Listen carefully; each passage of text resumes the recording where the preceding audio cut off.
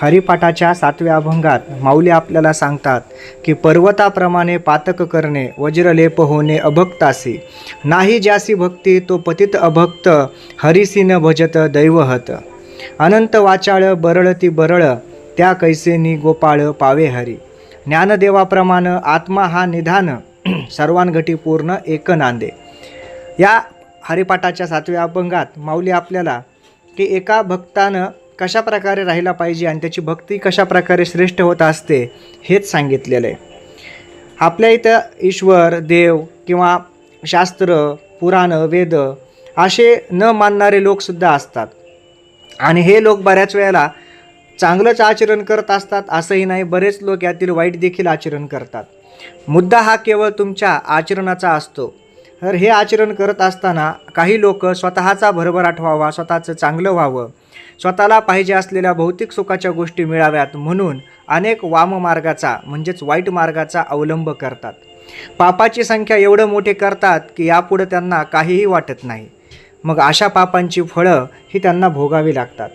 म्हणून ज्ञानेश्वर महाराज त्यांना या गोष्टी सांगतात की पर्वताप्रमाणे पाशे पाप केलेले आहेत की ह्याचा ढीग एवढा मोठा झालेला आहे, ह्या पापांचा साठा खूप वाढून ठेवला आहे, मग असा हा अभक्त ह्याला कशा प्रकारे देवाकडून अभय मिळू शकेल। कारण अज्ञान, मोह या कारणामुळे मानव असंख्य पाप करत असतो, चुका करत असतो आणि अशा चुका करून तो माणूस न राहता राक्षस ठरत असतो। म्हणून अशा प्रकारचे राक्षसी प्रवृत्ती असलेले लोक हे कधीच व्यवस्थित वागू शकणार नाहीत आणि ते नेहमीच वाईट गोष्टीच करत असतात। मग याप्रमाणे जर आपण गोष्टी वाईट केल्या, कोणाच्याही हिताचं जर आपण न करता वाईट करत राहिलो तर असे पाप अभक्त मंडळीकडून हे होत आहेत आणि मग अशा पाप लोकांना नरकप्राय यातना ह्या भोगाव्यास लागत असतात।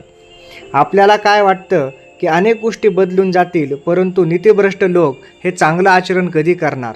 नीतिभ्रष्ट लोक जोपर्यंत चांगलं आचरण करत नाहीत तोपर्यंत ते हरिसी कधीच भजू शकत नाहीत। म्हणजे काय तर नाही ज्यासी भक्ती तो पतित अभक्त, ज्याला भक्तीच नाही तो कसा अभक्त, तो तर त्याच प्रकारे अभक्त आहे आणि कसा आहे तर हरिसी न भजत दैवहत। दैवहत म्हणजे काय तर वाईट गोष्टीनं किंवा दुर्दैवानं, म्हणजे असे पापी लोक दुर्दैवानं म्हणा हरीला भजत नसल्यामुळे ते अभक्त होतात, भक्तीपासून दूर जातात, त्यांचा आणि ईश्वराचा संबंध राहत नाही आणि वाईट मार्गाला जाऊन तशाच प्रकारे होतात, त्यामुळे त्यांच्या हातून पापाच घडत असते। म्हणून असे लोक हे कधी चांगल्या प्रकारे नाही राहत। म्हणून अशा लोकांचा पापांचा अनुताप होतो आणि भगवंताचं मनपूर्वक उपासना जर केली तर तो या पापांपासून मुक्तसुद्धा होतो, पण त्यासाठी आचरण देखील शुद्ध आणि चांगलं असावं लागतं। म्हणून ह्या लोकांनी जर पातकांचं फळ दुःखदायक असतं ह्याचा विचार करून व्यवस्थित राहायला हवं। म्हणून या जगात काही लोक उचित कर्म करत नाहीत आणि वायफळ देखील बडबड करतात आणि मौल्यवान आयुष्य वाया घालवतात।